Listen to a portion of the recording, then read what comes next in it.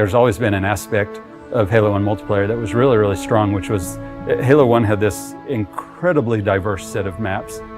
It really was this incredibly focused experience. It had this beautiful simplicity. It's not often that a game just addicts me like that, where I have to keep playing it. It was amazing to me just to see how our entire art team would just go down for entire evenings at a time, right? Just from 4 o'clock till 10 o'clock to just play Halo multiplayer.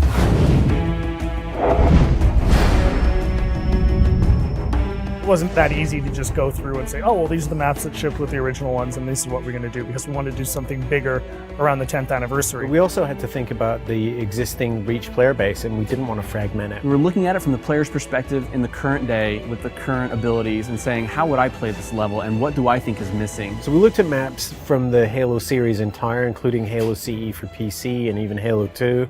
And we thought, which of the maps are people's favorites that work well with the Reach engine and work well with modern kind of gameplay? One of the things we kind of came back to was that we wanted people to take a look at the map and immediately think like, oh yeah, I loved that map. Beaver Creek was actually the first map that started the whole conversation of, are we going to enhance the maps or are we going to just do pure remakes? So for each of the maps, we're doing 2 modes. We're doing a classic mode, which is staying as true to the classic map layout as possible. And we're doing a kind of a default tweaked and refined mode. Because you have things like sprint and jetpack, we took the opportunity to put in some new spaces and some new routes. There are tunnels and areas that you can keep the flow of the gameplay moving, so it's not so much of a dead end when you get to the end of the canyon. It's still a small map. It feels bigger than it is. They don't feel as isolated. You feel very much like you're in a world that's alive and in flux. We want you to feel that pang of nostalgia in your chest every time you look at the map. We chose Timberland because it was kind of an unsung classic. Probably one of the best vehicle maps. I spent a lot of time in custom servers on Halo PC just playing Team Slayer on it. The map itself is actually 20% smaller than what it used to be. On the art side, we've added a lot more tree cover. There's a big canopy of trees which kind of envelop the play space more. I'd like to think of this as Central Park, New York City. Here's this beautiful landscape, but right on the edge of a city all around them. There's so many tight turns that there are lots of places for you to get hung up on and grenaded. Just fun stuff happens. What other FPS do you get to put colorful flowers and green grass on your map?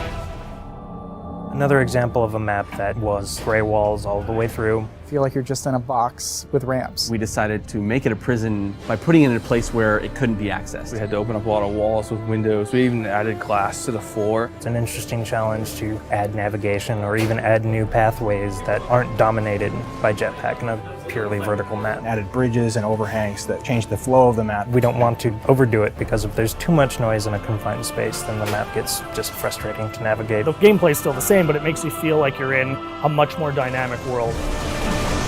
Damnation is a good example of really pretty much purple walls, and that's what represented the Covenant theme. We kind of left it to certain affinity to think about, like, well, can they give this map a context? And I think they started by looking in the room with the waterfalls. We really wanted to give people a sense that they were in this water processing plant or this facility that had to deal with these natural elements. The bottom area at the base of the waterfall, there used to be spaces in between them, so you had to jump from the 3 spaces that extended out. Now that's just a single walkway. You didn't realize the first time you played it in the original, but now there's all these ledges and different opportunities to get around your opponent and flank them that weren't there before. I think with our additions, so you don't accidentally fall to your death all the time, and also the jetpack, that map has really changed a lot, just the general flow, and it's a lot of fun to play. This location we chose is kind of where the genesis of Firefight began. It's a place where you stop and you defend. Traditionally, Firefight, you've never really had the Marines fighting with you, and that's something we were able to do, and we thought, well, if we can pull this off, this is going to be a nice new take on Firefight. Now it's you, your friends, and some buddies, or if you're playing by yourself,